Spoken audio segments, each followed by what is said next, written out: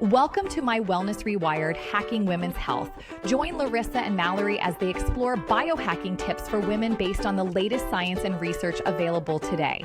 Let them help you unlock your best self. It's time to hack smarter, not harder, together. Okay, welcome ladies. We're so excited to be back with one of my favorite segments, which is your next wellness must read. And this month we are covering, I have it right here next to me, Good Energy. Good Energy is by Stanford-trained Dr. Casey Means with her brother Callie Means. And they wrote this incredible book that literally, our slogan is know your body, own your health. That's what we stand by. That's what our goal and our drive is in this podcast. And so this book is literally the handbook to do that. So I was like, of course we're going to cover this. This is amazing. And I think Larissa and I have been pouring through this book for months, right? I mean, how long have we been reading this book? It's definitely a, I won't say a heavy book, but there's so much information in the book. So it does take you time to process all of what you learn. Yes. And it's all so useful. So the whole idea behind the book is that metabolic health equals good energy. And so a lot of the things that we as women and men too, that people struggle with is, all of your health struggles, your hormone chaos, fatigue, stubborn weight, fertility challenges, poor sleep, anxiety. All of these things can really be boiled down to one thing, and that is that your cells are not making and using energy efficiently. It all really comes down to the mitochondria, which is those little tiny power plants in every cell of your body. And so if those aren't running efficiently, the basis of this book is that you're making bad energy instead of good energy if you're not fueling your mitochondria well. I mean, that's as simple as I can really boil down the elevator pitch, right? I know it is a lot to really get a handle on what the book is about. And actually I started reading it and it kind of overwhelmed me. And I actually stopped and I actually listened to a podcast with Dr. Hyman and Dr. Casey Means together about it first before I continued reading it, because it almost was too much for me. And that was very, very helpful to layer in what she was talking about and to really understand it, because she wraps all of her modern day problems into a book, and it's direct, it's straightforward, it's research based, and so it's very there. And then she gives you steps on how to break it down and how to section by section work on it and improve on it. So it starts out heavy, but it ends very powerful and very actionable, and anybody can do it. And I love that about the book. So even if it starts off heavy and you're overwhelmed with the science and all that she talks about, then keep going with it, because she does walk you through it very well. And by the end of the book, you are left with a feeling like, okay, I can handle this. This is something that I can do. And so it is great, but it is all about your metabolic health and how your cells produce energy via the mitochondria, which Malerie had just said. And it is the foundation block of all things wellness. So she relates this to the root cause of all of our modern struggles that everybody deals with, like fatigue, anxiety, depression, infertility, type 2 diabetes, Alzheimer's, cancer, autoimmune disease, heart disease. Am I missing any? Insomnia. And so there's just everything. A ton of things. It all relates back to our metabolic health. So that is fascinating how we are on this podcast, we cover so many hacks and we're trying to do them on ourselves and improve our life in this way and that way. But really, once you read this book, you almost have to get the foundation functioning well before any of those biohacks are really going to work. And so it's really, really interesting. And it's a really critical movement for medicine and modern day medicine to move towards that, because if we can really just heal our core, then I think a lot of other things will fall into place. And then you can really start strategizing and empower yourself, right? Know your body, own your health. You got to empower yourself.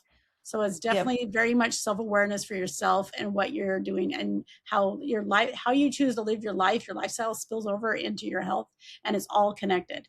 Your gut is connected, your brain is connected, the medicine you take, and with your sleeping cycle and the lights and in modern day technology with all the artificial lights, everything that we have that makes our life comfortable is also backfiring against us.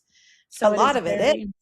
Yeah, I mean, and it's really interesting the way that she classifies so many things as as quote unquote like bad energy, right? They're basically traps of modern life is a good way to put it.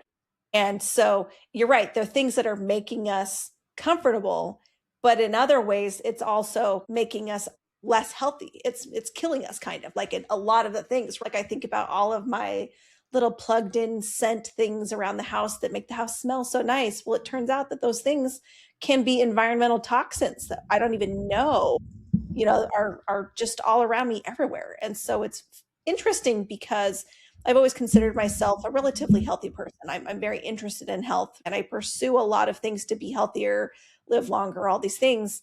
And this book was very eye-opening because of all of the blind spots, right? That you don't even think about. And we'll go into that because she has quizzes at the end of the book. So we both took them, and it was an eye opener. Like areas that I thought I was going to score really well, and I didn't. And I was so surprised. I was very surprised. Yeah, but I do love the fact that this whole book, she does a really good job of marrying the hardcore science, the studies, the statistics with real actionable items that like are not fancy gadgets or anything, right? These are approachable things that we all can do to make good energy for ourselves. And so it's such a cool book that we really hope that all of you will consider reading it. And we're just going to gush about it today. So Larissa, let's talk about some of the things in the book that she covers. She does some hardcore data, which we'll get into in a second, but she also tells you about like the top key biomarkers that you should cover, like blood sugar, your insulin, inflammation markers, and then like use wearables for insight. So she kind of talks about that. And then she talks about like lifelong food principles, which we covered in other episodes, but whole food, nutrient dense eating, no sugar, no added sugars, stay away from refined carbs, apply, and you can apply it to any diet. Yeah. And it doesn't matter what diet you're on.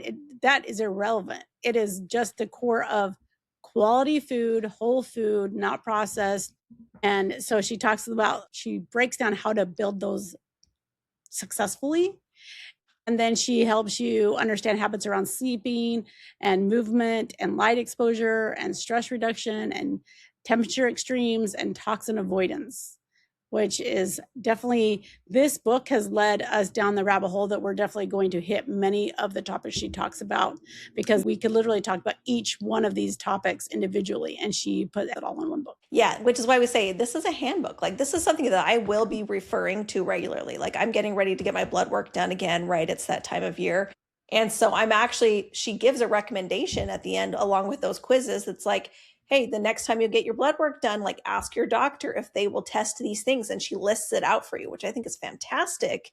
And then in the book includes what a healthy person should look like on their test results so that you yourself can understand your test results instead of just relying on somebody else to determine your health, right? And she's going to go over this in the book, but just a little bit of background on her. She was a trained medical doctor. She was a surgeon. What was it? Ear, nose, and throat. Yeah. Ear, nose, and throat doctor. And then she kept seeing all these patients, and she wanted to know the why. In modern medicine, we don't ask the why. In America, we focus on the symptoms, like how are we going to fix symptoms instead of looking at the root cause. And so she wanted to know the why. So she completely stepped out of modern medicine, and she was high up in the field, and she opened her own practice and went her own way. And now she went into functional medicine. This whole book, she had a journey with her mom. Her mom was in the medical field, very high in the medical field, and believed in the medical field, and had cancer. And she did everything right. And she died young and youngish, I should say younger, youngish. So that was like a huge eye opener for her and her brother. And they changed their life. And then now it's like their mission to share what they've learned and to empower people to be proactive and really ask the why questions and really get into understanding your body and not just taking it. If the doctor says this, don't just take that for granted. I mean, for face value, question everything that they say to do and always know the why. And so that was really interesting. So that background, so she's really passionate about what she writes and what she talks. And it's very easy to, I don't want to say fall in love with her, because you connect with her. It's really easy to connect with her. Absolutely. And she does put it together very well. I also feel like that their power they bring to this book is very pointed facts and studies that show how much the Western culture of medicine, of treating symptoms and having it be siloed treatment of symptoms, and not looking at the bigger picture and how things interrelate and looking for root causes, has really handicapped us in the ability to be metabolically healthy people, right?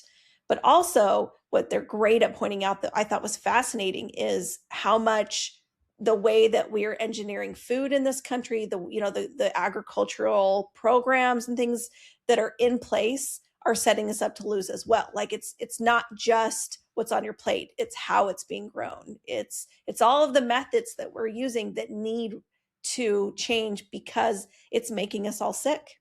And it's really crazy when you see it all together. Yeah. And she does a really good job of that. Yeah, I know. You're like, whoa. And she talks a lot about the inner workings of hospitals and stuff, and doctors and stuff. So that's kind of hard to hear too, because you want to believe, right? Ignorance is bliss. You want to believe that everything is like they're doing the best. And she says over and over again in the book, they are doing to the best of what they were trained. So they're doing the best of what they know. But you always have to ask why. Do not just take it at face value. Ask why.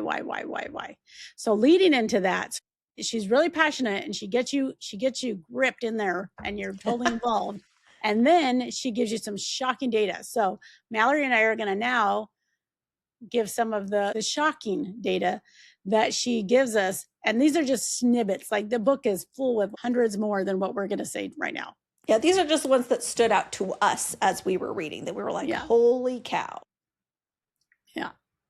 So the very first one we're going to say is 93.2% of American adults have at least one biomarker of metabolic dysfunction, meaning only about 6.8% are truly metabolically healthy.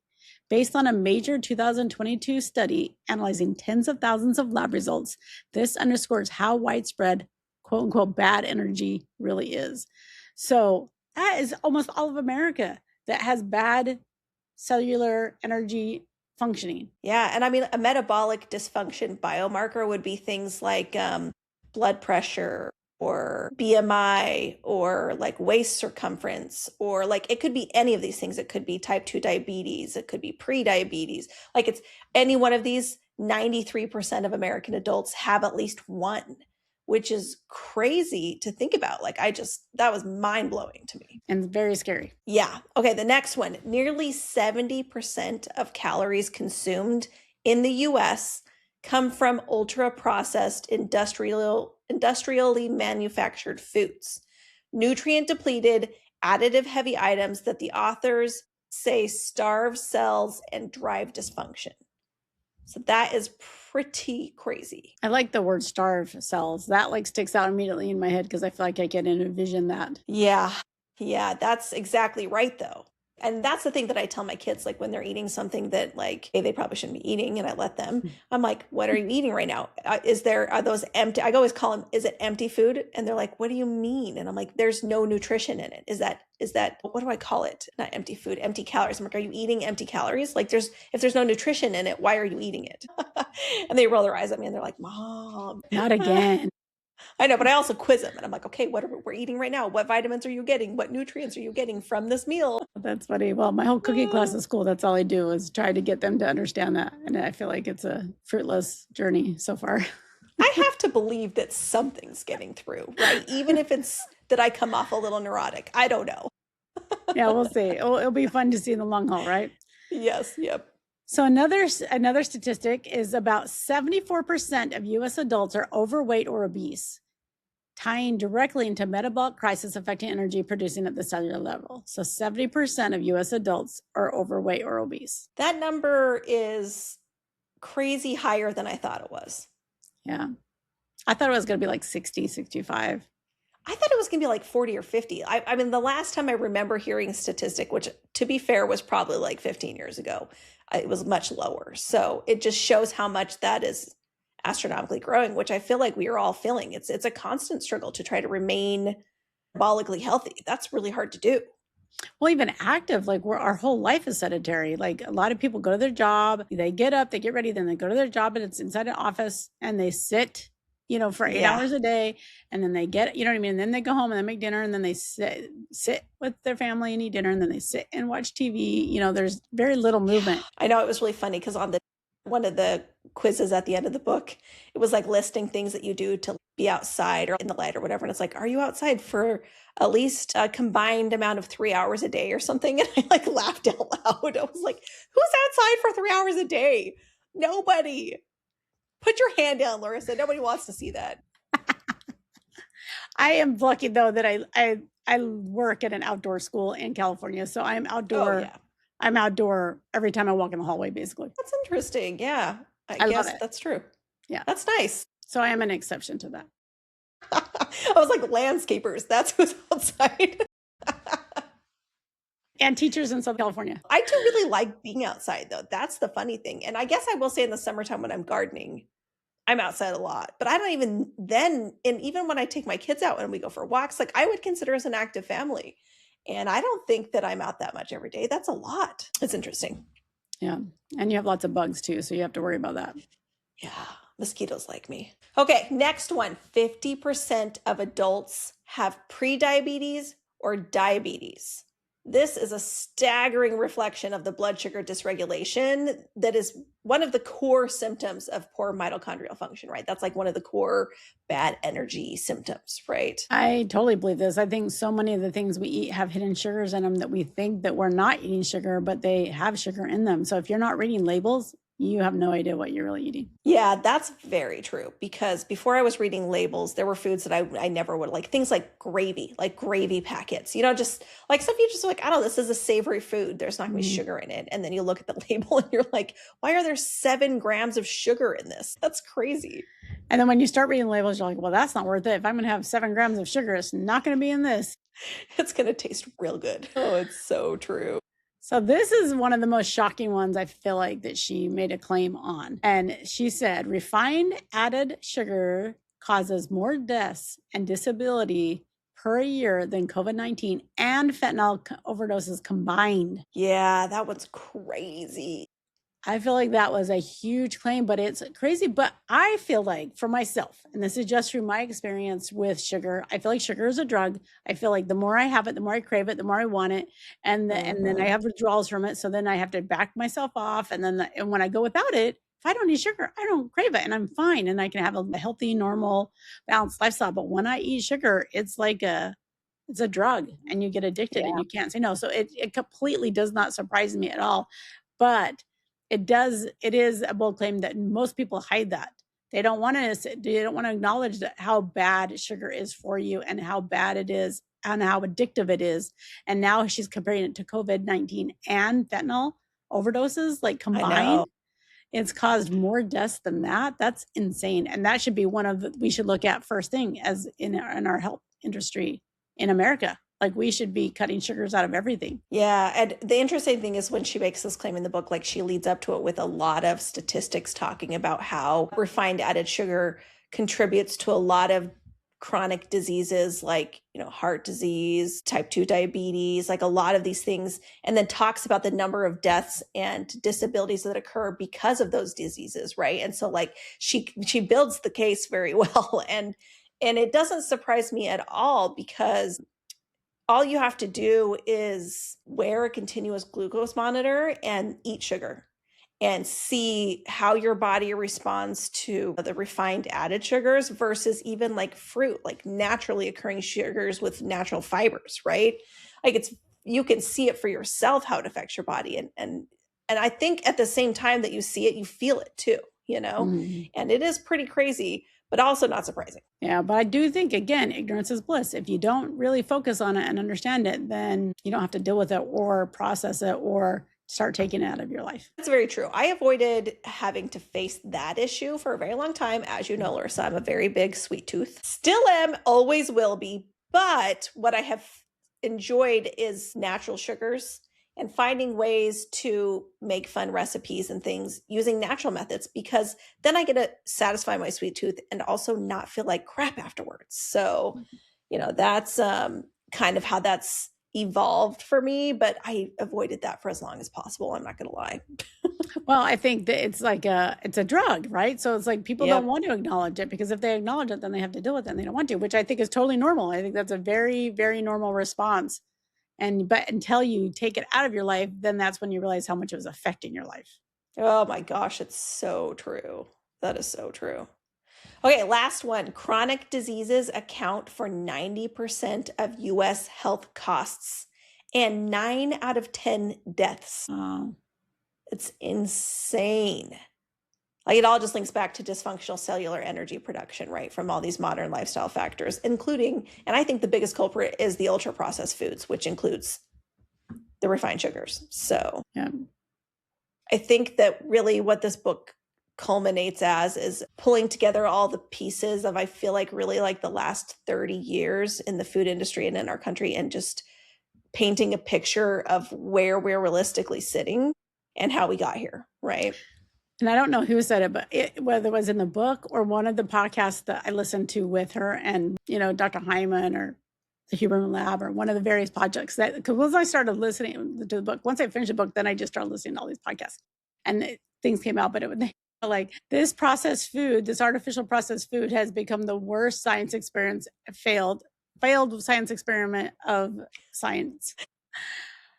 Failed experiment. Stop that. Cut out all processed food. Go back to just whole food. And your Except whole that life we're will all change. the guinea pigs and we're all already sick from it. Well, and we're all hooked. And we're all hooked. And then it's in everything. It's in all the food you eat at the store and all the fast food and all the eating out. Like, it's so much things. So it's going to take so much to cut that back and dial that all back. Although it's not the only, because it's easier cost wise, if to be convenience wise, like it's so conveniently right at our fingertips to eat processed food. It's hard to eat healthy. You have to actually plan it and look for it and research it. It's a process. That's very true. And I do have a lot of hope, though, that we can, the more we build awareness, that we can find ways to bring wholesome things back, because I just want us all to be healthier. Like, I want our kids to grow up with a better outlook, So do we want to talk about the quizzes? Yeah. Let's talk about the quizzes. So at the end of her book, I got to pull my notes out too. We took the quizzes and we noted our results with a date, because the goal is that you take these quizzes, and she breaks it down into areas, right? Like food, what are they? Food, meal timing habits, light, circadian rhythm, the mind-body connection, movement, like ingested toxins, environmental toxins. And so it's very eye-opening to get. She really just breaks down the full scope of what is contributing to your mitochondrial health. Your cellular health comes down to all of these factors. And so as you test, you might test high in one area, you might test low in another area, and it will kind of guide you to maybe areas you want to work on first. Like, you might want to work on ones that you're almost there and you want to just get over the line to a healthy spot. Or you might want to work on the place where you're hugely lacking, which would probably be my approach, is take the worst area and be like, I got to get these numbers up. So when we took this, it was interesting. Like, I thought certain areas like, oh, I'm going to be golden in this. I've been working really hard in this area. Yep. And then when I actually took the quiz, I was like, ooh, like, I need to work on the area. So for example, one of my worst ones was food. And I have always been very much a fruit, vegetable. I actually don't eat a lot of sugar. I haven't over, my life. And it's not something that I've been drawn to. And I felt like, oh, I've got this. That's going to be a high area. So out of 27 points, I scored 17 out of 27. 1 or higher. So the goal is 21 or higher. Yeah, and you got 17. I also got 17 on that one, but I'm not surprised by that one. I was shocked. So that's definitely one I'm going to work on. But like, one of them was like, you needed to eat 3 cups of dark leafy green vegetables a day. I don't do that. Yeah. I maybe do that 3 times a week, but I don't do it every day. Same. Yep. That was the same with me. So I'm like, I do it regularly, but I don't do it every day. And I don't do cruciferous vegetables every day, right? And the thing that I love about the quizzes at the end is it's a really good summary of a lot of the stuff that she covers in it. And it gives you like an action plan where you can be like, and it's not complicated. It's just like, hey, look, man, you scored low on this, but this checklist is literally the things to work on. So let's say, so we're both at 17 and we want to get to 21. So we Yep. need to like figure out how we're going to make more points to be like the bare minimum. Literally, we could just pick a couple. Like we could eat the 3 cups of greens every day, and we Mhm. could eat cruciferous vegetables every day, and that would add 2 points already. We'd be up at 19 instead of 17, right? And then I'm certain that I eat at least 30 grams of fiber per day. Oh, I already do that. Well, I know that I do it majority of the days. I know I do it 5 out of the 7, but I cannot say I do it 7 days a week. I feel like I do it 7 days a week, only Well, so- because I'm really obsessed with certain fibrous foods right now. Well, so that's what I need. That's where I need to do though. I just need to calculate what I'm already eating so I can make an educated decision on, am I getting that daily? Not just, because I know certain days I'm for sure getting it, but I cannot say for sure that I'm getting it 7 days a week. Yeah. My worst one was environmental toxins. And this is one that the toxin side of things has not ingested or environmental were not on my radar for a while. This is a new thing that in reading this book, it's been coming up and I'm like, okay, I've really got to start to pay attention to this. And I thought, oh, I'm making some good switches. Like I'm probably doing better. I got 6 out of 18. I thought I was bad. I got 9 out of 18. Yeah, I was like, holy cow. I know where I'm focusing first because that's a little bit scary. And the goal is to get 15 here. So what are some things that you could tweak to get better in environmental toxins? I switched my dishwasher detergent, but I haven't switched my dish soap. I'm using just a classic grocery store dish soap. I need to switch my dish soap to unscented and non-colored. My laundry detergent, I need to switch to an unscented and no coloring or dyes. I'm using just classic stuff, right, from the grocery store. You could switch your, it says I filter my shower water with a whole house water filter or attached shower head filter. You could do that. Yeah, I was just looking at those. That's funny that before we even read this, I was looking just in the last 4 weeks, I've been looking at shower filters. So those are a few things that I can do. I have actually been looking for a perfume that's non-toxic. So I don't know if that's possible. She just says, I do not use perfume or cologne. So yeah, I stopped using it. As soon as I read it, I stopped using. Really? I love perfume.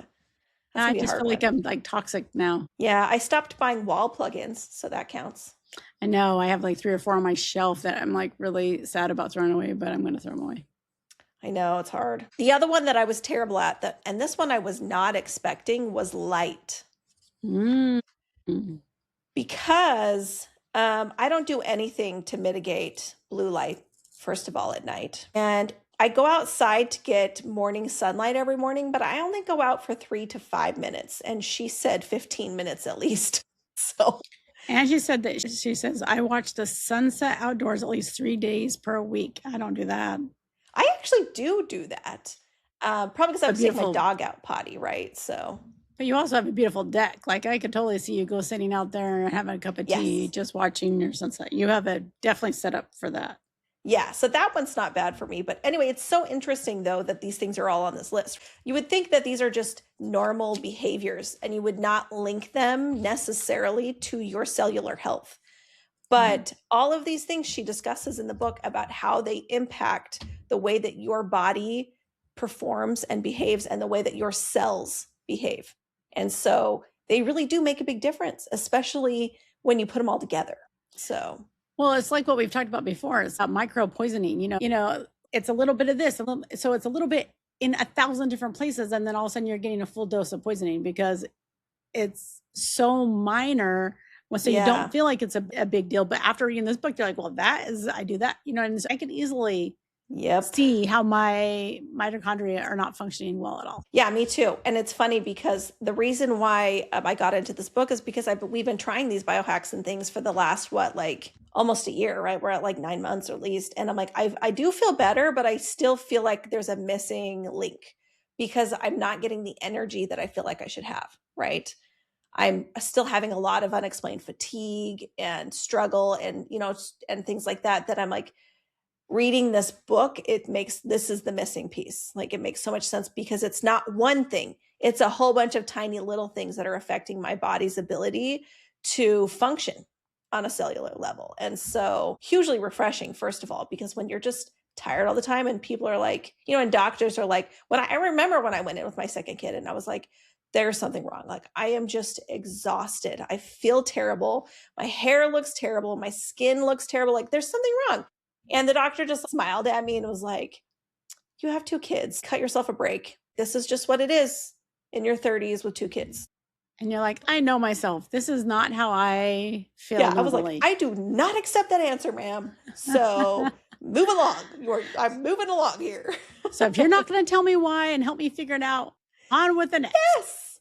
If you're not going to help me figure it out, I'm going to figure it out for myself. And honestly, I feel way better now than I did that day when I went in. I'll tell you that much. So we did a really fun thing with this book. So we did it as our monthly wellness read. And so we're going to put it in our Facebook community. Our community is My Wellness Rewired on Facebook. Oh. And so we're gonna put on with our community, and it is a good energy glow up bingo. And so what we made is we made this fun bingo, good energy bingo sheet. And so it will help break down the little action steps that you can do or think about doing. So even if all it does is help you think about it, and it will be a fun game. So even if you aren't if you're not lucky enough to be in our Facebook community, then you could also grab a couple of girls together and read this book together and then do the bingo with your group. Because it is something that it is a big tackle. It's a big tackle. I would say it's more easily digested when you can discuss it with friends.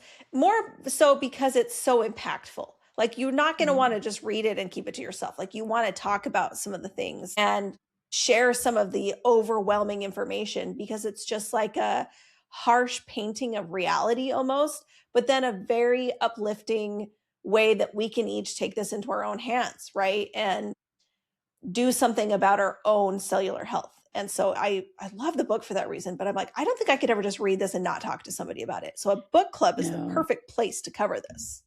Yes, it's definitely, there's so much in it. You definitely have to process it. So you definitely want to have a group of people who are reading at the same time so you can really understand it. Like, what did you think when they said this and about this? And because there's a lot. I mean, we didn't even really touch upon most of it because it is something that you almost have to hear her explanation behind it before you can really dive into it. So I think she does a really good job of setting the stage and really getting a reality check of what's really happening before you dive in. But then she holds your hand and she takes you right into how to achieve it. So I appreciate the hand holding at the end, because I was like, oh man, but it ends very positively and it gives you hope and motivation and future love.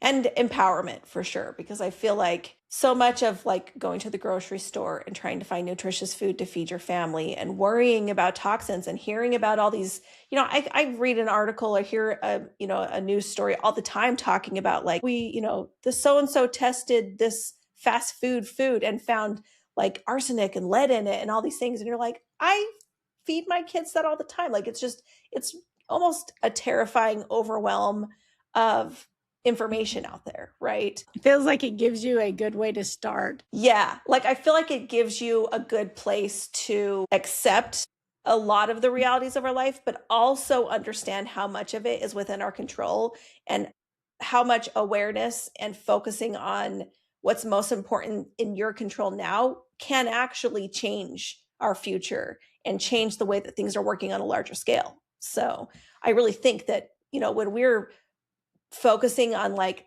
shopping like at farmers markets and utilizing local farmers and ranchers and things, right? Like, that kind of move is going to give you healthier, fresher food, but it's also going to make those local people more successful, right? Like, you're putting your money where you want it to matter most, but you're also getting a lot out of it. So anyway, that's where I feel like it can really cultivate change. And I think that that's huge as far as bringing our food back to a place that it can be less of a stressor and more of just a boon for us. Well, we want our food working for us instead of against us. And right now, all the processed food is working against us. So we really want to bring in the wholesome, whole food, nutrient dense, and help our body versus hurt our body. But I love just what you were saying earlier, in the sense that I feel like the book really helps you isolate what you can control and be in your house. Like, what is in your house?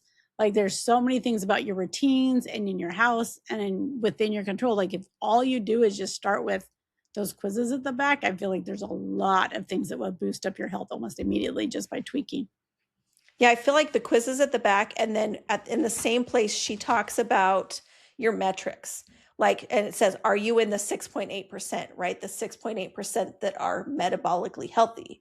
And she says, if these numbers, you should be able to get them at your annual physical. And she's like, this is what they should be if you are metabolically healthy. And it's 5 items. And so you want to get a 5 out of 5 that you're metabolically healthy, right? And so I'm going to use this with my next physical and with my next blood work, right? Because I want to see where I am. There's also a quote from him right here on the front of the book, Dr. Hyman. Her list of doctors that she acknowledged is insane. Well, I shouldn't say she, her and her brother have really done a lot of research. Like, there is so many people that they have talked to and worked with and collected in their minds. And it's amazing. Like, there's the amount of knowledge and the people who have helped her. Like, she's gotten knowledge from these people. It's a great list. And in fact, some of the people, I know most of them, but there are some that I didn't know. I was like, oh, I want to research them and I want to read into them more, but it's a great list of people. Yeah, that's really cool. I know it's going to give us more ideas for specialists to use as resources for future research. But the gist with this book, though, for us, our approach has really been, a few of the episodes that we've done in the last couple weeks have really been a lead up to covering this book. And we'll do a few more episodes because it just felt like there was too much to talk about in one sitting. It's so much information and there's so much to digest and break down here and to take away from it. But it's one that should be in everybody's back pocket as a resource for knowing your own body and own your own health, right? Like, you want to just take this book and reference it regularly, even just for the health metrics to note whether you would be considered metabolically healthy. Because I feel like even going to a doctor, I would go and get physicals, and there were times where my blood pressure wasn't great. There were times when my triglycerides weren't great, and they were like, it's all right. And they just really, the doctor glazed over because they see it so often, right? That's the new normal for what they're seeing in their patients every day. Whereas, like, understanding what is metabolically healthy so that I have a goal to shoot for is so much more useful to me, right?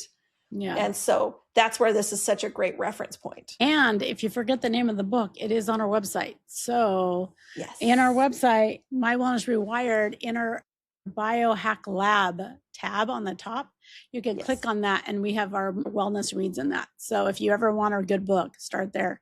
And then we have links to it inside there. So we are trying to update our website to make it more reflective of all the things that we love or have tried. Yeah, we're gathering quite a bit of resources as far as things that we have used and have actually benefited us. And so then we recommend it to other people because it is a jungle out there. And so we're just trying to be as helpful as we can. Literally. Yes. Because if we can just help one person, one more woman, then it's a win. Yep, exactly. And on that note, please, if you enjoyed anything from this episode, hit like, subscribe, share it with somebody else that you thought of while you were listening. And as you know, our journey has been a crazy one, and we are just here to help everybody else along their journey as well. And be sure to follow us on My Wellness Rewired on any social media platform, and we will catch you guys next time.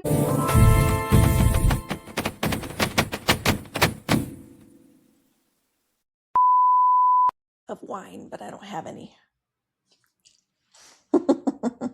It will ruin your cellular health anyway. Bad energy. It's bad energy. That is true.